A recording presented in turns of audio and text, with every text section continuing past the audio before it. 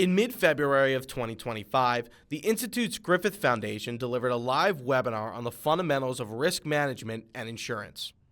We are pleased to share a recording of the relevant portions of that program with you today. This is Frank Tomasello, Executive Director of the Institute's Griffith Foundation.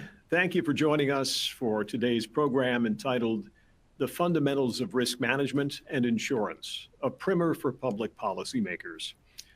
For those unfamiliar with the Institute's Griffith Foundation, we serve public policymakers and their staff members by providing nonpartisan, non-advocative programming on the fundamentals of insurance and on emerging risk management issues. This program will benefit both newly elected legislators and those interested in a refresher session, and it is we believe, terrific way for folks to revisit foundational concepts as they enter the new legislative session here in 2025. The program features the insights and expertise of Drs. Kevin Algrim and Tice Sermons, both of Illinois State University's Department of Finance, Insurance, and Law in the College of Business. And in keeping with the mission of the Institute's Griffith Foundation, the program is strictly instructional in nature. It does not support a position on any issues. A special thanks to the folks at the Illinois Life and Health Insurance Council and other members of the Illinois insurance ecosystem for their help in making lawmakers in Illinois aware of today's webinar program. Before we begin, let me make you aware of just a few items. First, a reminder to our live webinar attendees that you may pose questions for our presenters using the Q&A feature in this webinar interface. Your questions will not be visible to other attendees. I will review your questions, and following the 60-minute presentation, we'll devote approximately 10 minutes to a Q&A segment. Following today's session, if lawmakers wish to delve more deeply into any of the topics covered, please know that the Institute's Griffith Foundation will be pleased to develop and deliver additional programming, which we can deliver remotely or in person at the state capitol. Also want to make you aware of the fact that within 3 to 5 business days, our program will be recorded and then made available for on-demand playback. It will be posted to our website, www.griffithfoundation.org. Feel free to make your colleagues aware of the on-demand video recording. Finally, I invite you to stay informed of many Griffith Foundation programs that are produced each year for lawmakers and regulators. All of those programs available at no charge to you, and all of them nonpartisan and non-advocative. To learn more about our offerings, if you were to visit our website, griffithfoundation.org, and click on the Stay Informed button, that will enable us to send you occasional email messaging regarding timeline, programming, on-demand offerings, etc. So we invite you to do that. With that, it's a great pleasure to welcome to our microphones Drs. Kevin Algrim and Tice Sermons of Illinois State University's Department of Finance, Insurance, and Law in the College of Business. Thank you both for being with us. The floor is yours. Good morning, all. Thank you for joining us on a chilly morning here in central Illinois. As Frank mentioned, we are attempting to provide some background and foundational materials in terms of risk management and insurance. Again, our goal here is to provide nonpartisan, non-advocative educational content as well. But just to give you a quick idea of the overview of today's presentation, what we'd like to do is kind of motivate it a little bit to talk about the insurance industry in Illinois. Illinois is a huge player in the insurance industry, and we'll provide some of those statistics to show exactly how prominent Illinois is in the national scene. Then we're going to talk a little bit about some of the fundamentals of risk management and insurance. Those terms tend to go together, risk management and insurance. Insurance is just one specific tool that risk managers could actually use to protect themselves against the potential for loss. And then talk a little bit about insurance regulation sort of generally and the role of lawmakers. What are some of the key components for insurance regulation and some of the different emerging issues that are popping up as it relates to insurance regulation. But for now, I'm going to turn it over to Dr. Tice Sermons, who's going to talk a little bit about the state of Illinois.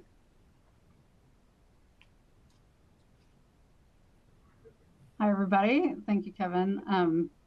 We'll just start out with talking a little bit about what the insurance industry looks like in the state of Illinois. But in order to work, in terms of the industry broadly in the U.S., for our gross domestic product, the insurance industry is responsible for about 2 to 3% of GDP. It's actually a little higher than that in the state of Illinois, and that's produced and offered by insurers. And so that's to insurance that we'll talk about a little later, and ways in which in our economy, a lot of the activity that we undertake is done because we have insurance as a backup. So in the state of Illinois, though, it's a little bit higher in terms of the Illinois GDP. Last year, it was between 4 and 5% of our GDP for insurance carriers. And to give you a frame of reference, some other industries are listed here. Agriculture is about 1%, construction's about 3%. So you can see that insurance carriers here are dominant in terms of the percentage of the GDP and important players in our state economy. Illinois actually ranks first for property and casualty insurers, and second for health insurers in terms of the premiums written. And next, you can see some of the rankings of other states, New York and Connecticut. And so this, again, sort of reiterates the importance of these insurers that are operating and domiciled here in the state of Illinois. And about 20% of the premium that's written for property and casualty insurers in the whole U.S. is written by insurers that are domiciled here in Illinois. It's an important part of our employment landscape in Illinois as well. We've got about 160,000 employees in the insurance industry here, and we've got some other surrounding states to give you some idea of how we compare to other states. We're also home to two of the largest P&C insurers. So State Farm is one of them here in our hometown, Bloomington Normal, and then Allstate is also domiciled in the state of Illinois. And we're home to two of the largest brokerage firms for insurers. And we'll talk about that in a little bit, about the sort of carrier side versus the brokerage and sales side. But Gallagher and Hub are both headquartered here in the state of Illinois as well. We also are home to Blue Cross and Blue Shield, which covers the most lives in terms of health insurers in the United States, and contracts with the most doctors and hospitals in terms of healthcare services. So that sort of gives a framework of where we sit in terms of the industry itself within our state and how important it is in our economy here. But we want to talk a little bit now about using insurance as a tool to manage risk, walking through a 4-step process. We've got to identify what our exposures are, right? So what could go wrong, essentially. We need to analyze and measure our exposures. So how frequently or how often could some event happen? How bad could it be in terms of dollar amount, lives lost, et cetera? So we would analyze and measure those exposures. Then we'll go over different techniques that we can use. Insurance is one of those techniques, but there are many. We'll talk about that in just a moment. And then it's an iterative process. So this isn't something that's static. It's something that we have to implement and then monitor and then restart the process, excuse me, over and over again. So this process is really important, though, in terms of managing risk from a commercial perspective, from a household perspective, from governments, et cetera. This is a process that's worked through all the time, whether we're thinking about it, actively or not. But this is the importance of how risk management sort of works in terms of just a framework. But specific to those reviewing techniques, generally when we think about a loss, we're going to think in terms of frequency or how often it could happen, and severity or how bad it could be. So we sort of put these types of techniques into buckets. So if we have a low frequency, low severity loss, we're most likely to just retain that loss, pay for it as we go. On the opposite of that, high frequency, high severity losses, we're going to do our best to avoid them If not, we may have no other option than to retain those as well. And then we have our high frequency, low severity losses. Those are the ones where we're going to exercise what we would call some risk control broadly. So loss prevention or loss reduction, trying to either prevent a loss from occurring or reduce the severity of the loss. And then finally, in terms of insurance, those are the losses we handle when they're low frequency, high severity. So they may not happen very often. They could be really bad if they do happen. Those are the ones that we tend to transfer through that insurance contract. And so essentially, when we think about this risk management matrix, we're dividing sort of risk financing and risk control into these columns, right? So we either need to finance it or we need to try to control the risk by preventing or reducing the loss. And often when you're dealing with an exposure, you're not doing just one of these things. These are not mutually exclusive of each other. In other words, you might insure something and also exercise some loss prevention, loss reduction there as well.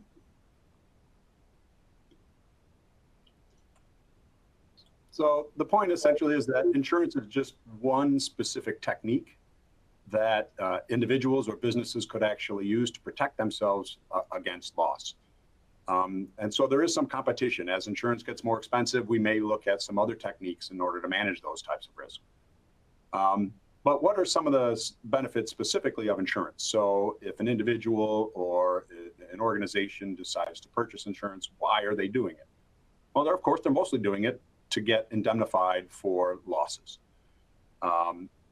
Businesses and families, if you just think about an individual, you personally, you might buy homeowners insurance simply because you're concerned that the value of your house could be destroyed.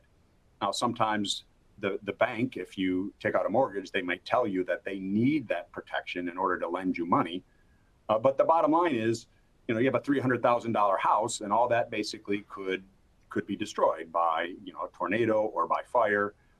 And so you want some protection against that. Insurance basically allows you to get that protection so that you don't have to come up with the money to rebuild your house in the event of a fire or a complete loss. In some cases, insurance actually helps protect goods and services from actually being offered. So imagine you're a doctor and you know that you could actually be sued for medical malpractice. You may decide to not basically specialize in particular areas simply because the risk is too high.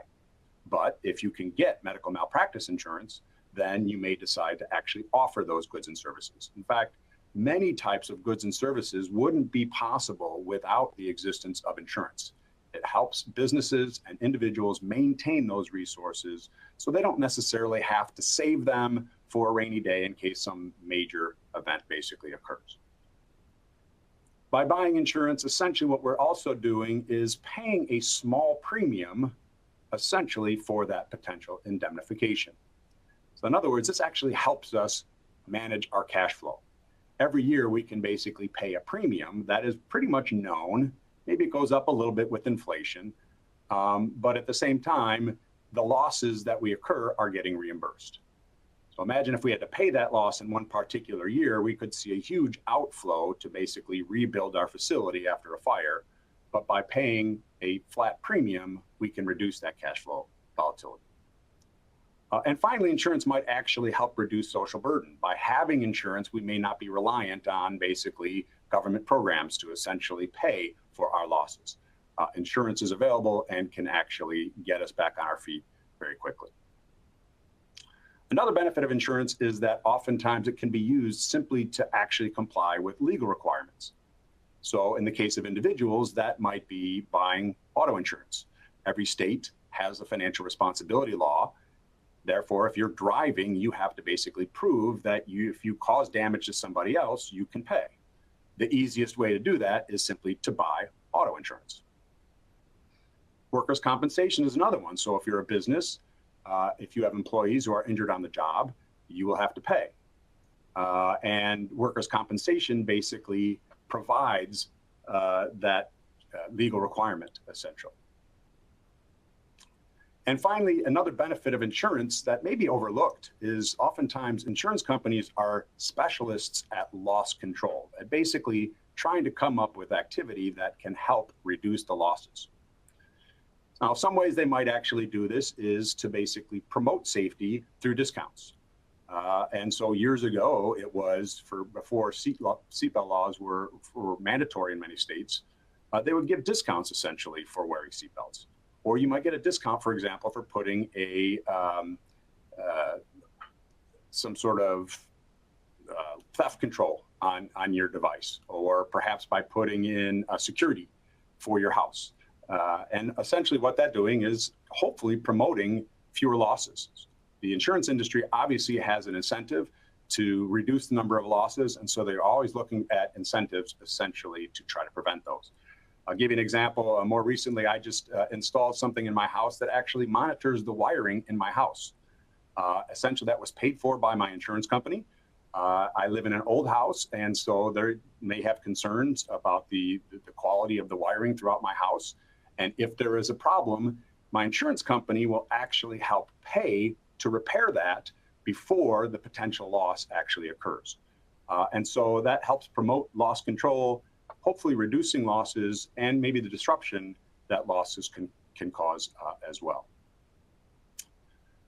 Another benefit of insurance, because of that loss control focus of many insurance companies, they can often work with government and trying to basically mitigate risks as they occur. So for example, trying to create more resilient landscapes so that if, let's say, a hurricane would come through a particular area, simply by the way that the area is constructed, whether that be the materials that are used, whether it be the slope of the ground, those types of things, by working in connection with loss control managers, government can basically make an area much more resilient to potential loss. That could actually reduce losses and can lower premiums for policyholders because the overall loss exposure is a little bit less.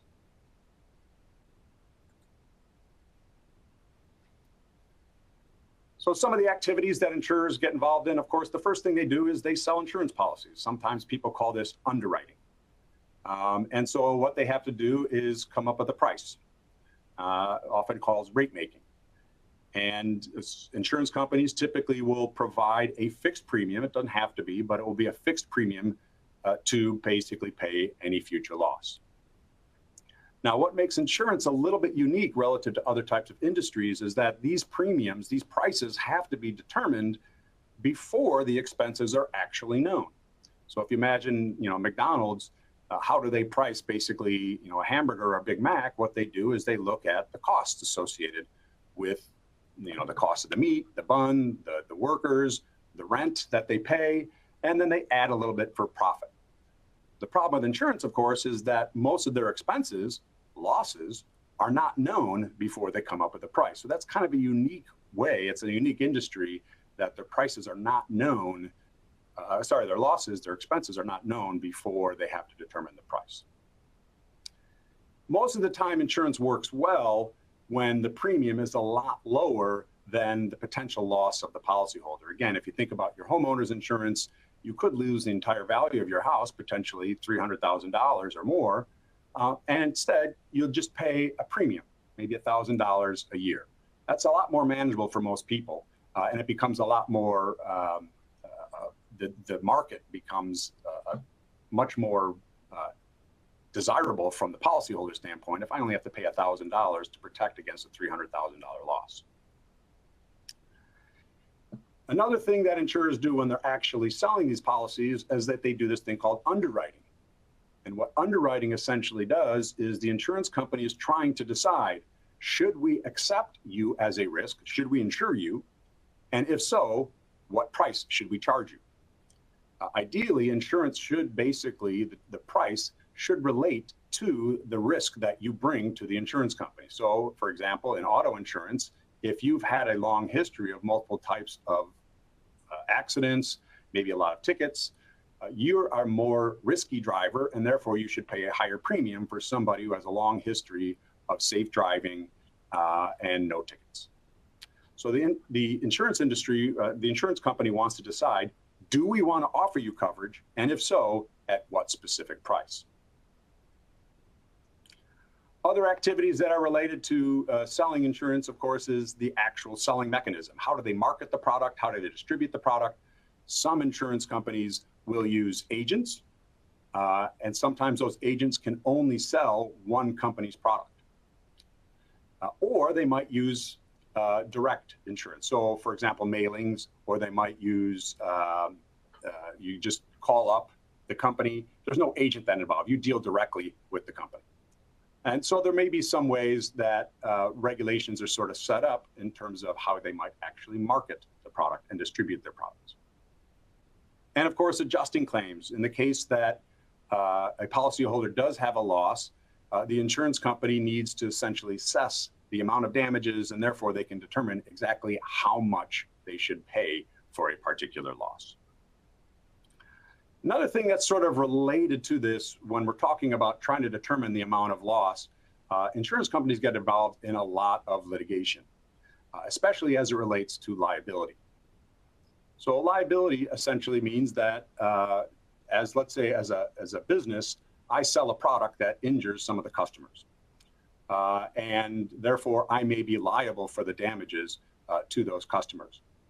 In that particular case, there might be a court case that decides whether or not that business was really liable for selling that product that injured the customer. And so we might have to go through some litigation as well. Now, lately, there's been several different approaches that have been used.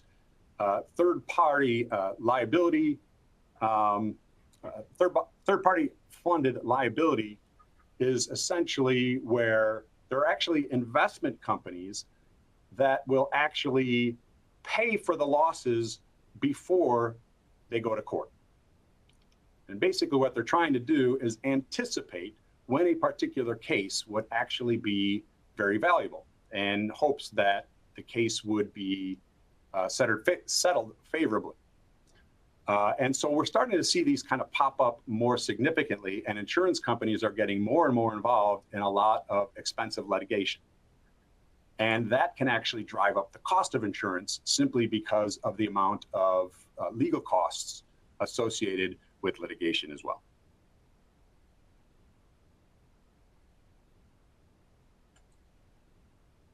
The second major activity, so insurance companies obviously are providing some protection for loss. But another thing that insurance companies do is they invest.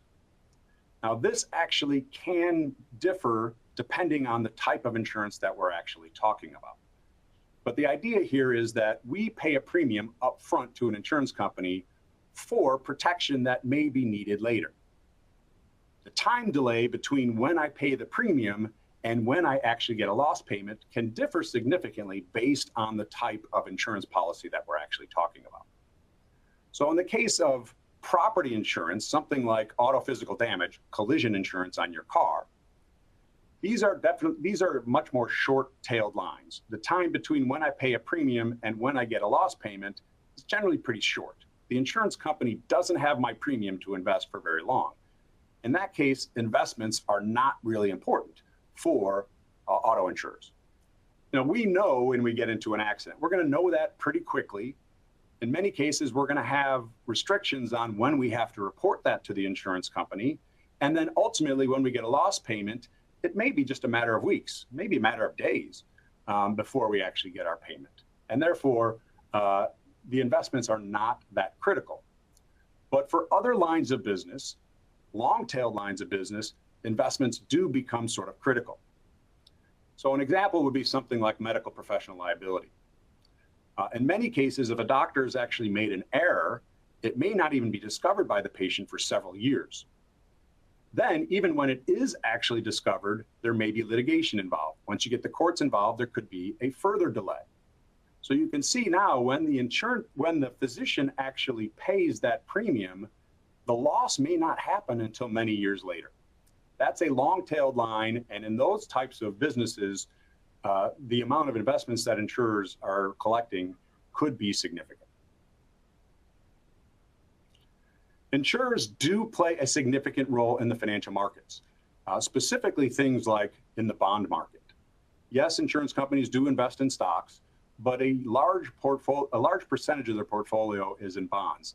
In fact, insurance companies are the largest institutional investor of corporate bonds, and so they do have a significant impact on those types of securities.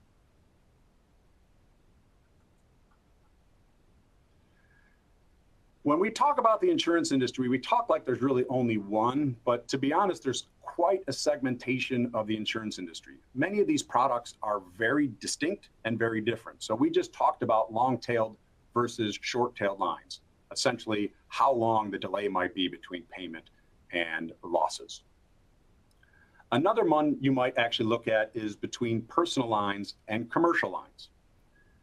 You and I tend to have very similar types of loss exposures, and we buy the similar types of products: homeowners insurance, auto liability, perhaps life insurance, and so on. Businesses, however, have much more complex risks. They might actually need some help, and so this is where insurance brokers basically come in. So looking at personal lines versus commercial lines, oftentimes insurance companies tend to specialize in one or the other, dealing with individuals or dealing with businesses. In addition, there could be on the type of insurance that we're offering. Life and health insurance versus property casualty, they typically are regulated somewhat differently because of the nature of the product. With life insurance, for example, predicting mortality tends to be a little bit more accurate than other types of insurance.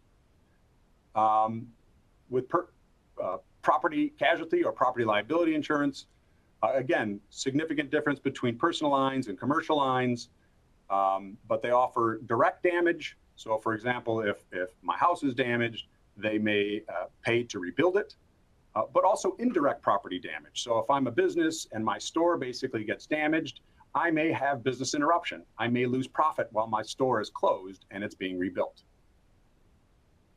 Legal liability. Again, we talked about product liability, medical malpractice, workers' compensation. Many times, insurance companies tend to focus on one or two lines of business, and so they may be very different. If you often offer personal auto insurance versus workers' compensation, you may basically try to focus on one of those types of products rather than offer all of them. Now, there are some multi-line insurance companies, very large insurance companies, that do offer all these products under one umbrella, but they do tend to be fairly specialized. Another type of insurance company that you might hear is called a reinsurance company. Insurance companies are concerned that one specific event may lead to catastrophic loss for many policyholders. So this might be something like an earthquake, a major tornado, or a hurricane. When insurance companies are concerned about the amount of risk that they have, they want to buy insurance too, and they buy it through a reinsurance company. Reinsurers tend to act on a much more global basis. They try to diversify the risks across the entire world rather than basically having a concentration in any one company, one country, or even one city, something like that. And then there are some related businesses as well to the insurance industry. Tice earlier was talking about the amount of employment in Illinois. Not only do these people work essentially in insurance companies, but they also work in sort of industries that are closely connected to the insurance industry. So we've already mentioned insurance brokers now a couple times. Insurance brokers tend to be, you can think of them as insurance consultants. Again, big businesses tend to have very complex risks. And so how do they determine exactly what type of insurance? And by the way, insurance, Tice talked earlier about there's a lot of different risk management products or techniques that you might actually use to manage risk. Insurance isn't necessarily the only approach. They may decide to manage that risk internally or retain that risk.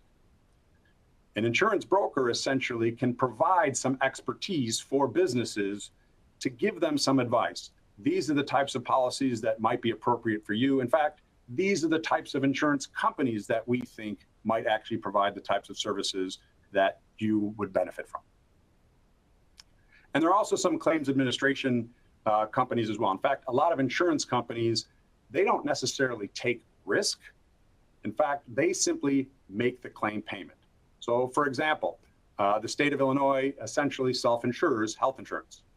The idea here is that there's a large number of state employees And so rather than actually pay for insurance, the state of Illinois will actually pay some of those losses. Now, what they could do is actually hire an insurance company to basically assess the amount of the loss and confirm that the loss has actually occurred, and then write out the check. After all, insurance companies have some expertise in claims administration. And so we can use that expertise if a business decides to self-insure, to retain some of those losses themselves. So again, the point here is that when we talk about the insurance industry, there's a lot of different segments. There's a lot of different ways we can actually divide it. And there are a lot of supplementary services that are strongly connected, and again, many of them in the state of Illinois. This just gives you a quick little breakdown to kind of see the mix of businesses. The largest line of business is private auto. And one of the reasons why it's the largest is because it's mandatory in most states. We all have to buy auto insurance in order to basically drive. And so with that underlying demand, we have a huge market for private auto. The second one here, you can see orange, the gray is homeowners. Homeowners insurance, again, not necessarily required by law, but many, if we take out a mortgage, many lending institutions are going to require that we actually buy homeowners insurance in order to protect them in case that house is destroyed.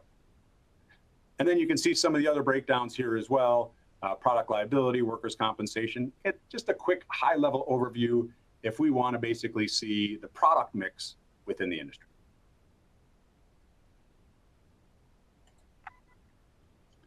So when we think about insurance, and specifically private market insurers, one of the main jobs they have is to pool and bear risk, collect a premium, make sure the premium is sufficient, they have enough to pay claims, the premium from many is collected, spread out to pay the losses of fewer, typically, is how it works.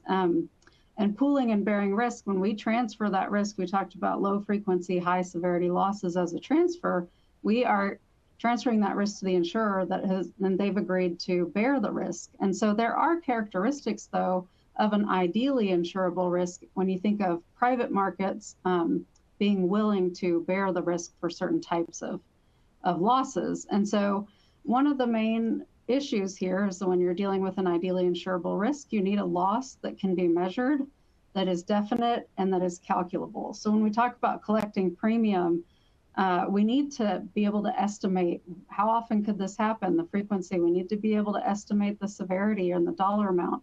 That allows us to then collect the appropriate premium, which then allows us to have sufficient funds to pay the claims and also administer the claims, et cetera. Insurers are also involved, of course, in loss control activities. They're involved in mitigation. They're involved in disaster recovery, et cetera.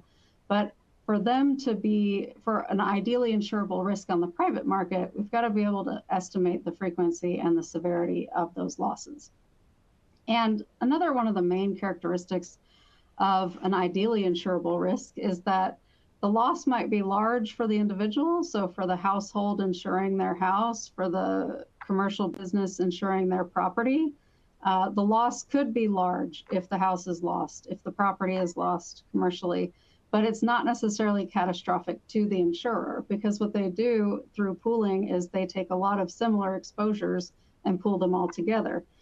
And so while the loss, when we think of a risk like life insurance and mortality risk, it's large for individuals and households, but not necessarily to the insurer. If it is catastrophic to the insurer, they're not likely to be willing to insure that risk to begin with, simply because the mechanism of pooling the premiums of many paying the claims out to the few isn't possible. And that could be, it might be catastrophic because they've written a lot of coverage in a specific line in a specific state that is exposed to some certain exposure. And we'll talk a little bit more about their sort of diversification of how they deal with losses to offset some of them. But those losses cannot be catastrophic, essentially, to the insurer. Now, we do have here to talk about a little bit about catastrophe modeling. This has a lot to do with weather-related issues, storms, hurricanes in Florida, for example. But insurers do have ways to estimate, of course, whether the loss would be catastrophic to them. If it's estimated that it would be catastrophic, though, they're not likely to be willing to insure it. So examples of insurance markets that function pretty typically, where losses are measurable, definite, calculable, they're not catastrophic to the insurer, that would be like the life insurance industry, auto collision, for example, physical damage to your cars, fire in terms of fires breaking out in houses and that sort of thing. But we do end up with market imperfections. That's often when the government will step in and create partnerships with the private industry. And so market imperfections could be that losses are not calculable easily. They could be catastrophic. Unemployment is one of a classic example of a market imperfection in that it could impact a lot of individuals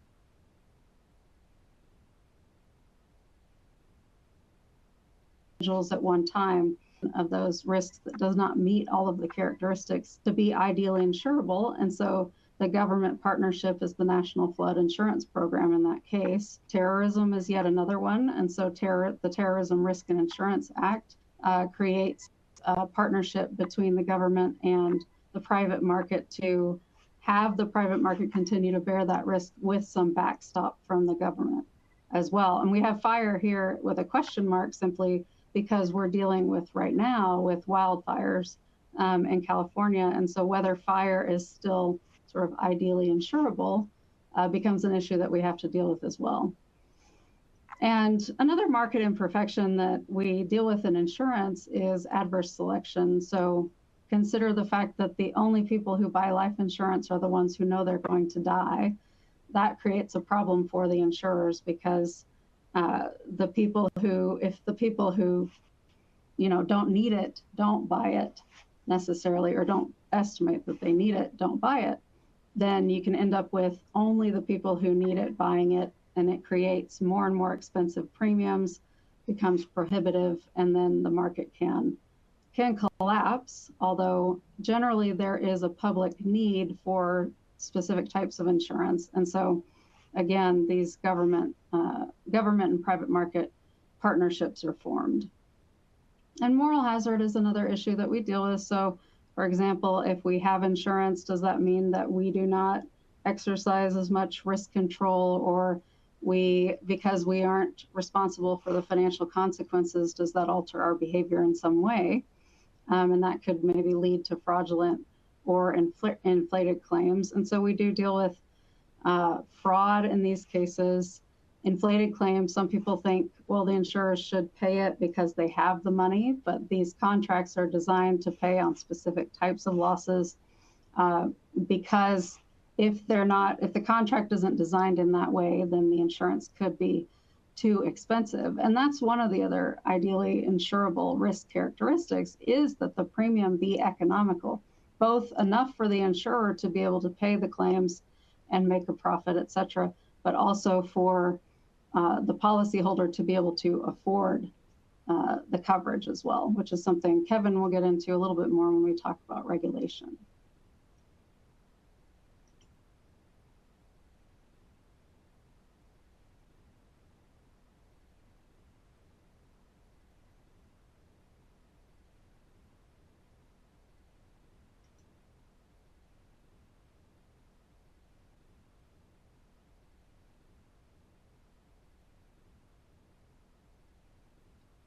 Sorry about that.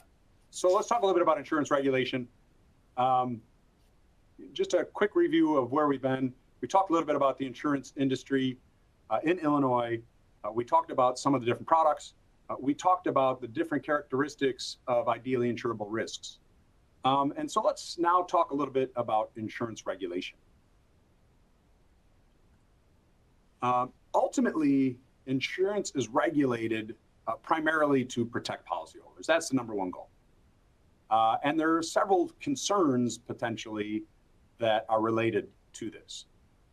The biggest one, and where many regulators tend to spend a lot of time, is to make sure that the insurance company can remain solvent. After all, when we buy insurance, we are basically just buying a promise. we are paying a premium right now so that if we do have a loss later, that the insurance company will make good on that promise.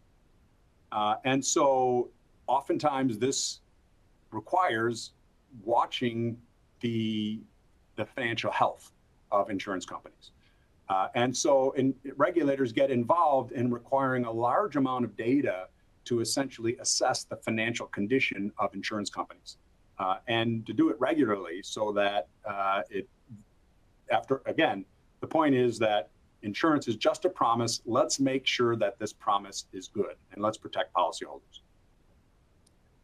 Sort of related to that is another aspect of insurance regulation is what if an insurance company does experience some financial problems and some financial distress? And so there needs to be some process essentially to continue to protect policyholders who may still have some policies with this distressed company. And that could involve basically the state taking over the insurance company in some way, receivership, or potentially liquidating that insurance company, maybe looking for a potential buyer in order to try to maintain some of those policies that are in force, or even pay for losses that might occur after the insurance company has failed. So every state has something called a guarantee fund, which is simply a way to basically pay for losses, or at least most of the losses, experienced by policyholders of an insurance company that has failed in some way. And the way these are typically funded is the remaining insurance companies in the state will wind up basically coming up with the funds to essentially pay for the losses of that distressed or that failed company. Another aspect related to insurance regulation is because to try to level the playing field. Obviously, insurance companies have a deep understanding of their product.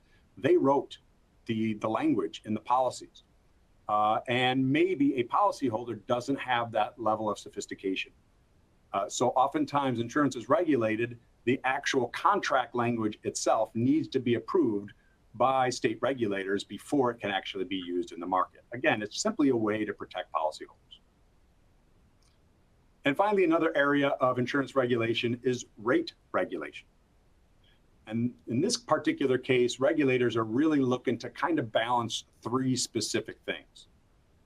Now, one thing that they're actually concerned about is that rates are high enough, and that might sound kind of contradictory, but what insurance regulators are concerned about is that a new insurance company doesn't offer premiums at such a low rate that when losses come in, they don't have enough money to pay those losses. So they're simply checking to see that the rates are sufficient so that the insurance company can remain solvent. But of course, they don't want them to be too high. Yes, rates should be high enough to pay losses, but they should be affordable. And so oftentimes insurance companies need to provide a lot of documentation to basically highlight the need to raise rates.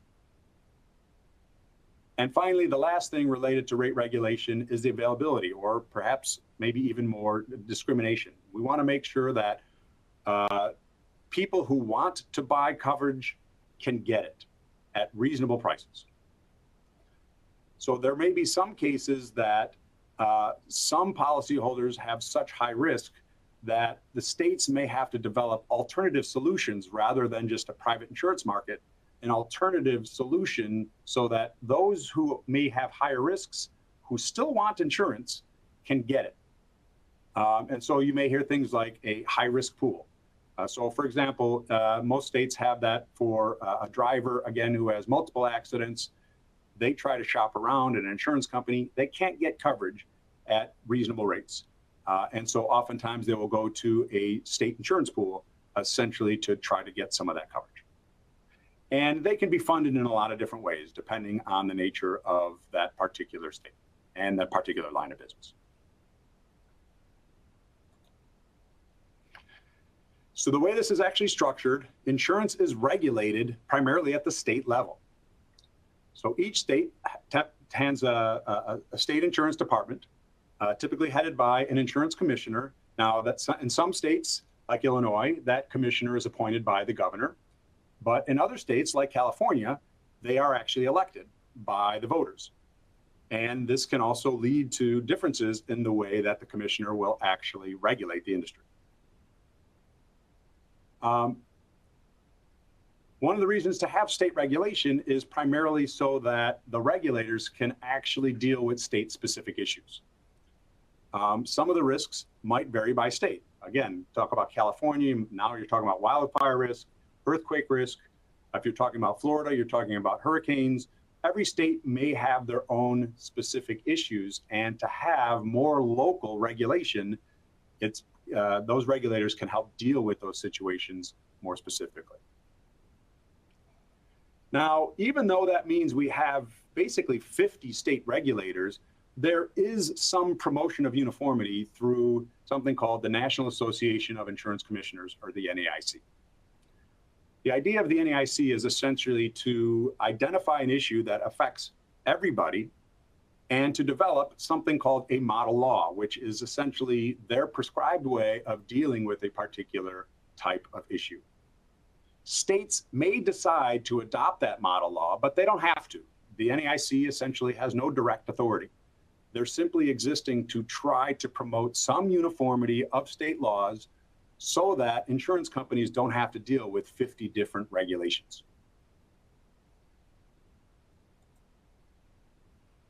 Now, because of state regulation, I just want to highlight that in many cases, when we're looking at a market of insurance, we may have to look at the level of detail for the particular state. Because insurance is regulated by the states, we tend to focus on those state markets. And so I just want to illustrate this. If you look at medical malpractice insurance, nationwide, and in fact, if you look at most states, you'll see that this is a pretty common top 5 of the top 5 insurance companies that write medical malpractice insurance. So Berkshire Hathaway, is the Warren Buffett company, and you got a CNA as well as a local state of Illinois company. But when you get into individual states, because of that state regulation issue, you may have some companies that only focus on a particular geography, a particular state, and a particular product. So for example, here you see the Illinois State Medical Insurance Exchange actually dominates here in the state of Illinois. They really only focus in this particular state. And so while at the national level, they wouldn't have looked at like a big insurance player at all within the state of Illinois, simply because that's where they developed a lot of their expertise. They dominate here in the state of Illinois. Again, the point is state regulation may lead to individual state markets.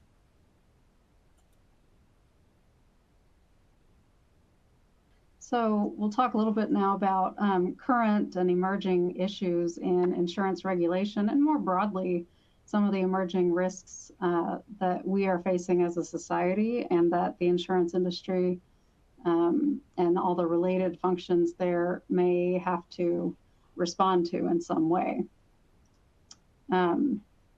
So one of the ways insurers are, part of the risk management process, of course, is the identification of risk. That was sort of our step 1 in the process. But there are always going to be emerging risks that wouldn't have existed 10 years ago because technology has changed or job markets have changed. And so there can be new risks that come about, or changing risks that come about as well. So for instance, we have a pandemic and people go from working all in an office, and that has certain implications and risks for the employer versus each of them working from their individual homes. We have things like, the invention of autonomous vehicles, and what does that mean in terms of insuring those types of vehicles? And so the insurance industry, one of the ways in which they respond is through InsurTech, which is the use of technology to try to implement cost savings, to try to respond to emerging risks, to try to create efficiencies in the market.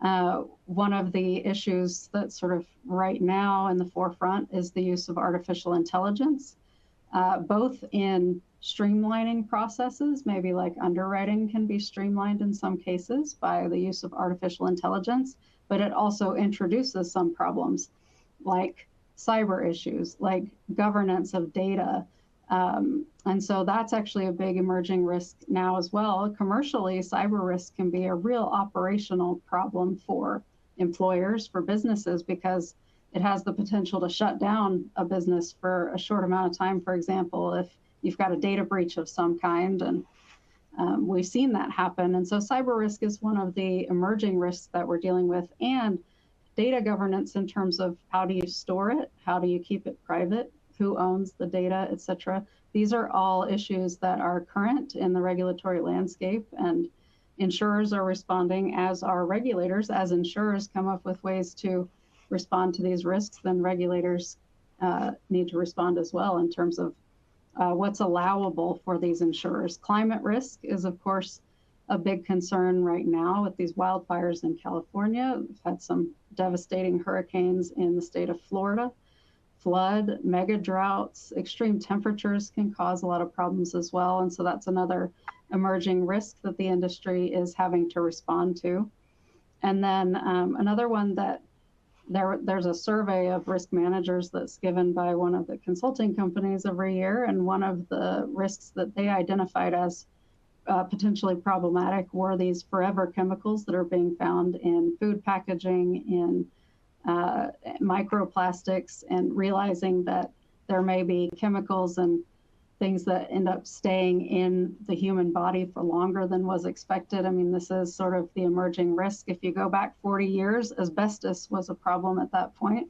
You know, it was used because it was sturdy, and then they realized that it's got a lot of health problems associated with it, and so the industry had to respond. And so these are common right now, emerging risks, but the landscape changes all the time. And so part of risk management is having to identify, having to look ahead and see what do we need to respond to right now, and what do we foresee is happening in the future. And of course, it's a decision-making process under uncertainty. We don't always get it right? But we can go back, look, make informed decisions going forward. And so some examples of InsurTech regulatory issues are telematics on cars. How much data should an insurer be able to collect on an individual driver, and then what can they use it for? Wearables in technology can have a lot of advances in worker safety. So workers who do sort of intensive jobs physically, lifting, getting things off of shelves, climbing ladders, et cetera. There's now products that employers can use that the worker can wear, that they can then monitor the movement and correct an employee to try to prevent injury. And then that picture there of Woody from Toy Story taking a selfie is a company that is willing to write life insurance based on a selfie that you take. And so these are all examples of trying to utilize technology to create some sort of efficiency in the market, but also it can create regulatory concerns as well. In terms of catastrophic losses, and this is more to do with climate risk here, we have mostly hurricanes, although this is the 9/11 attacks. And so this is just sort of the dollar amount of these catastrophic losses in terms of the insured losses that we're dealing with. And you can see the sort of trend upward in terms of the severity of these losses. And again, that becomes tricky in the industry, having to respond to, we have a risk that we may have been willing to insure at one point without much government partnership. And then as the losses become more severe, perhaps less, we have less and less ability to sort of measure them with any precision, then we have to deal with that as an emerging risk as well, and potentially government stepping in to assist in those markets. So to wrap up, Kevin will give a few resources in a moment, but to wrap up, Illinois, it really is a major player in the insurance industry. I mean, 20% of the premium that's written in this country for property and casualty insurers is written by an Illinois domiciled insurer. We've got about roughly 10% of the lives that are covered in the health space for health insurance are covered by an Illinois domiciled insurer. Insurance is an important tool, but it's just one tool that we use in the risk management process. It's often used in conjunction with risk control of some kind. Insurance and retention are ways that we finance risk. but we will also utilize loss prevention and loss reduction or risk control activities to try to, in conjunction with risk finance. There are lots of different types of insurance, lots of different markets that we're dealing with. Property, casualty, life, health being some of the main ones, but a lot of products within those types of insurance. Different lines, businesses needing insurance, and households as well.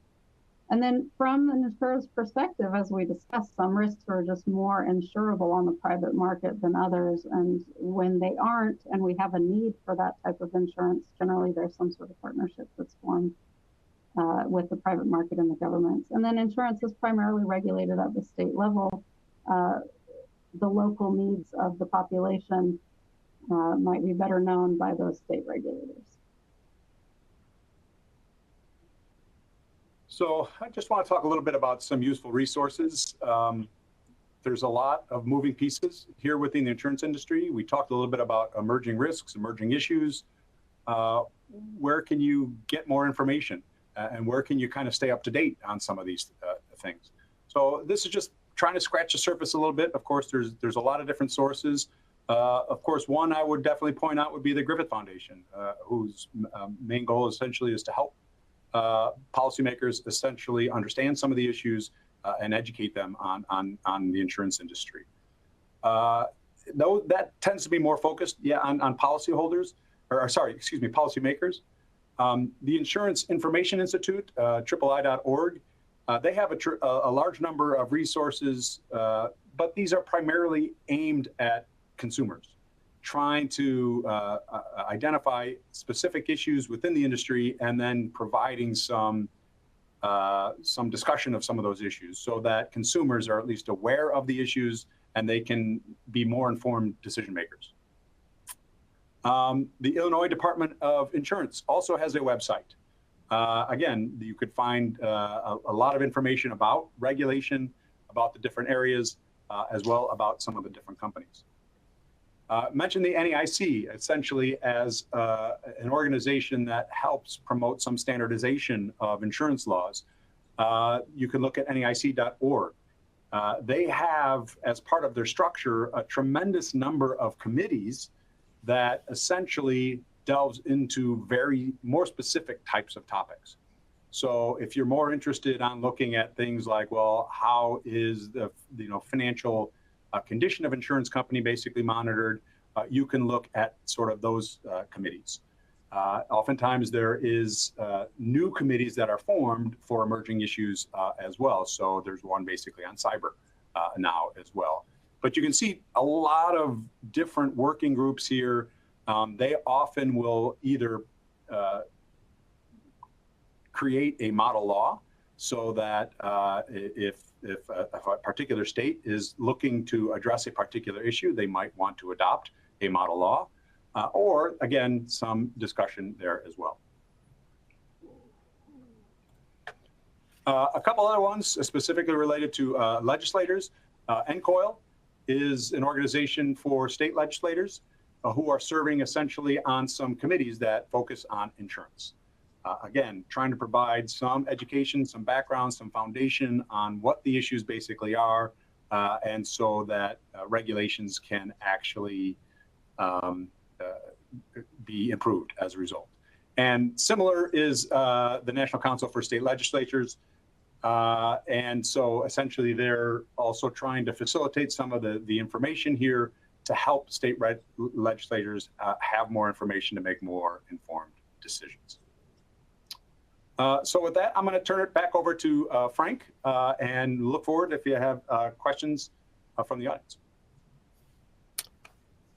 Professors Algrim and Sermons, thank you very much. It was an informative 60 minutes or so. We really appreciate it. Thank you for viewing this on-demand recording. To learn more about additional Griffith Foundation offerings, we invite you to visit www.griffithfoundation.org.